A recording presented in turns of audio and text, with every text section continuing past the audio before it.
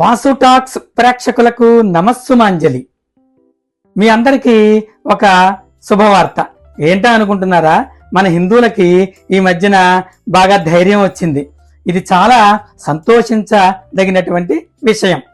హిందువులు ఎప్పుడూ కూడా కులాల వారీగా, తర్వాత వర్గాల వారీగా ఇలా విడిపోతూ ఉంటారు, విడగొడుతూ ఉంటారు. ఎక్కువగా రాజకీయ నాయకులు వారి యొక్క పబ్బం గడుపుకోవడం కోసం. దీన్ని మనం బాగా గమనించాలి.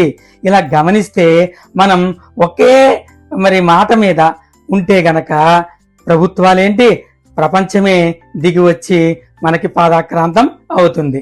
సరే, పాదాక్రాంతం అవడం సంగతి పక్కన పెడితే మన పనులు కనీసం మనం చక్కగా చేసుకోవడానికి అవకాశం వస్తుంది. మన దేశంలో బాగా పౌరుషం గల రాజులు అంటే ఎవరో కొంతమంది పేర్లు తెలుసుకోవాలనుకుంటే పృథ్వీరాజ్ చౌహాన్. ఈయన మహమ్మద్ ఘోరీతో యుద్ధం చేశాడు 1191లో మొదటి తరైన్ యుద్ధంలో. అప్పుడు ఘోరీ ఓడిపోయాడు. అప్పుడు అనేక రకాలుగా బతిమాలి అతని చేత విడుదల చేయించుకోబడ్డాడు. ఎవరు? ఘోరీ. ఎవరి చేత అంటే మన యొక్క పృథ్వీరాజ్ చౌహాన్ చేత. ఆ తర్వాత నెక్స్ట్ ఇయర్ మళ్ళీ ఇంకో యుద్ధం జరిగింది 1191లో. ఆ యుద్ధంలో మన పృథ్వీరాజ్ చౌహాన్ ఓడిపోయాడు. ఎలా ఓడిపోయాడంటే అతని కళ్ళని టార్గెట్ చేసి తుపాకీతో పేల్చడం జరిగింది. అంటే అతని 2 కళ్ళు కూడా పోయాయి. అయినా సరే అతని యొక్క మాట విని, కళ్ళు కనిపించకపోయినా సరే అతనితో చాలా ఫైట్ చేశాడనమాట పృథ్వీరాజ్ చౌహాన్. అటువంటి మహానుభావులు ఉన్నటువంటి దేశంలో పుట్టాం. అంతేకాదు మహారాణా ప్రతాప్ సింగ్, ఈయనైతే గనక 1776లో హాల్దీఘాట్ యుద్ధంలో అక్బర్తో పోరాడడం మొదలుపెట్టాడు. ఇలాగా 21 సంవత్సరాలు పోరాడాడు. ఈయన 1-2 సంవత్సరాలు కాదు. అంతేకాదు ఇతని అబ్బాయి అయినటువంటి అమరసింహుడు, ఇతనైతే 15 సంవత్సరాల వయసులోనే తన తండ్రితో పాటు మొఘలులతో యుద్ధం చేశాడన్నమాట. చూసారా, మన హిందువులు ఒకప్పుడు ఎంత పౌరుషంగా ఉండేవారో.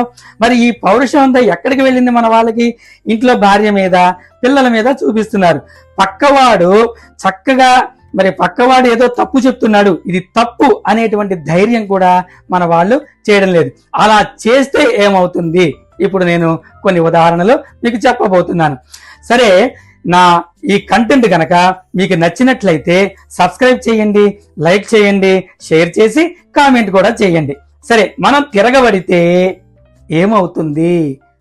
హిమాచల్ ప్రదేశ్లో ఈ మధ్యలో సిమ్లాకు సిమ్లా అనేటువంటి ఊరుంది. దాని యొక్క రాజధాని నగరం. దాని దగ్గర సంజౌలి అనేటువంటి ఒక చిన్న పట్టణం ఉందన్నమాట.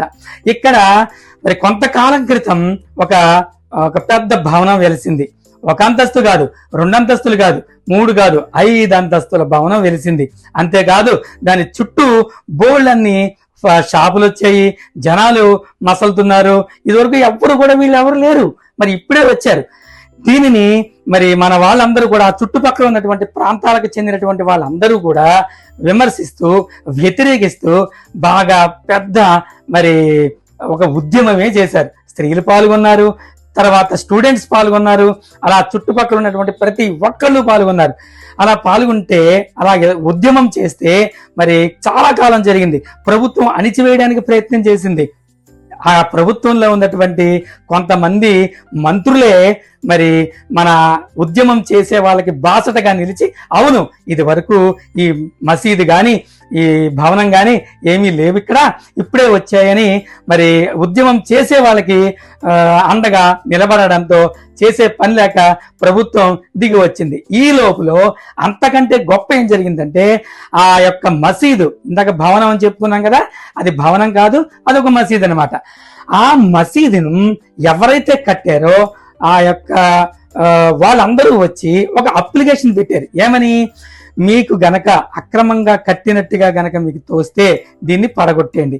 ఇంకా అక్రమంగా ఉందని మీకు గనక అనుకుంటే మాకు చెప్పండి, మేమే తొలగిస్తాము అని వాళ్ళు చెప్పారంటే చూసారా, అక్కడ ఉన్నటువంటి ప్రాంతంలో ఉన్నటువంటి వాళ్ళ యొక్క ఈ విజయంగా మనం చెప్పవచ్చు. అంతేకాకుండా అదే హిమాచల్ ప్రదేశ్లో మండి అనేటువంటి మరొక పట్టణం. ఇక్కడ కూడా మరి ఒక మసీదు వెలిసింది, షాపులు వచ్చాయి, వబ్స్ ఆస్తిగా ఆ యొక్క ప్రాంతాన్ని అంతటినీ కూడా మరి వాళ్ళు ప్రకటించుకోవడం జరిగింది. దీనిని విమర్శిస్తూ వ్యతిరేకిస్తూ అక్కడ ఉన్నటువంటి ప్రజలందరూ కూడా ఇలాగే మరి వాళ్ళు ఉద్యమం చేస్తే అక్కడ ఉన్నటువంటి వాళ్ళు కూడా చక్కగా మరి సామరస్యంగా మరి ఈ సమస్యని పరిష్కరించుకుంటాం, మేము మీకు గనక అక్రమంగా గనక కట్టి ఉంటే దాన్ని మేమే తొలగించుకుంటాము, మాకు దయచేసి కొంతకాలం సమయం ఇవ్వండి అని చెప్పేసి వారు అడిగారు అనమాట. ఇదొక రెండో విజయం ఈ మధ్య కాలంలో జరిగినటువంటిది. నెక్స్ట్కి వస్తున్నట్లయితే కలకత్తా. ఇది మరి ఆగస్టు 9వ తారీఖున ఆర్జికర్ హాస్పిటల్లో ఒక ట్రైనీ డాక్టర్ పై మరి ఒక రేప్ జరిగింది. అసలు ఆ ప్రభుత్వం అయితే గనక దాన్ని చాలా తేలిగ్గా తీసుకుంది, అసలు రేపే జరగలేదంది. కానీ ఆ ముఖ్యమంత్రి స్వయంగా ఆ డాక్టర్లతో కూర్చుని మాట్లాడడానికి ఒప్పుకుంది. వాళ్ళు ఎప్పుడైతే మరి ఆ సమ్మెను విరమిస్తారా, చర్చలకి ఎప్పుడు వస్తారా అని ఎదురు చూసే పరిస్థితి వచ్చింది మన ముఖ్యమంత్రి గారు మమతా బెనర్జీ గారికి. ఈ విజయం అక్కడ ఉన్నటువంటి వాళ్ళందరిది అన్నమాట. ఇక 4వ విజయం ఈ మధ్య కాలంలో జరిగింది. అదేంటంటే ఉత్తరాఖండ్ రాష్ట్రంలో డెహ్రాడూన్ దగ్గర పల్టన్ బజార్ అని ఒకటి ఉంది. ఇక్కడ ఈ మధ్య కాలంలో కొత్త వ్యక్తులు కొంతమంది వస్తున్నారు. రావడమే కాదు, కొత్త షాపులు, దుకాణాలు వాళ్ళు ఓపెన్ చేశారు. ఓపెన్ చేసి అక్కడ వ్యాపారం చేసుకుంటున్నారు.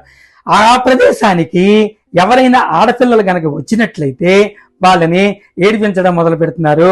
అంతేకాకుండా ఈ మధ్యకాలంలో జావేద్ అనే ఒక వ్యక్తి ఏం చేశాడంటే, ఒక అమ్మాయి చెప్పులు కొనుక్కోవడానికి వస్తే ఆ అమ్మాయికి చెప్పులు చూపిస్తాను రా అని ఆ 2వ అంతస్తు దగ్గరికి తీసుకెళ్లి ఆ అమ్మాయిని మరి బలాత్కారం చేయకపోతే ఆ అమ్మాయి పరిగెట్టుకుంటూ కిందకి వచ్చి అక్కడ ఉన్నటువంటి వాళ్ళందరికీ ఇన్ఫార్మ్ చేసింది.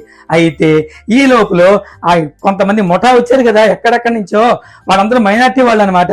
వారందరూ ముందే పోలీస్ స్టేషన్కి వెళ్ళిపోయి మా మైనార్టీ హక్కులకి భంగం కలుగుతోంది కాబట్టి మాకు రక్షణ కావాలి అని అడిగారట. చూడండి, ఎవరైతే అక్రమాలు చేస్తున్నారో వాళ్ళే పోలీస్ స్టేషన్కి వెళ్ళి మరి మా మైనార్టీ హక్కులకి భంగం కలుగుతోంది అని చెప్తున్నారు. మరి వెంటనే పోలీసులు వస్తే అక్కడ ఉన్నటువంటి చుట్టుపక్కల ఉన్నటువంటి మన వాళ్ళందరూ కూడా ఏకమయ్యి వాళ్ళ యొక్క భాగవతం అంతా కూడా చెప్పేటప్పటికి మరి ప్రభుత్వం కూడా దిగి వచ్చి మరి ఆ షాపులు ఎవరైతే అక్రమంగా ఉన్నాయో వాళ్ళందరినీ ఖాళీ చేయిస్తుంది. అంతేకాదు ఆ రాష్ట్రంలో ఇంకా ఎక్కడెక్కడ ఇలా అక్రమంగా షాపులు నిర్మించుకున్నారో వాళ్ళందరి డేటా కూడా తీయడంతో వీళ్ళందరూ నెమ్మదిగా జారుకున్నారు. చూసారా, ఒక హిందువు ధైర్యంగా గనక ఉంటే ఎంత మంచి జరుగుతుందో చూడండి. మనం ఎవరి జోలికి వెళ్ళొద్దు, ఎవరి మతాన్ని విమర్శించవద్దు. మన మతాన్ని విమర్శించినా మన జోలికి వచ్చినప్పుడు మాత్రమే కనీసం సంఘటితంగా ఉంటే అప్పుడు వాళ్ళకి మన హిందువుల యొక్క మరి ఆ పరాక్రమం అర్థమవుతుంది. Thank you.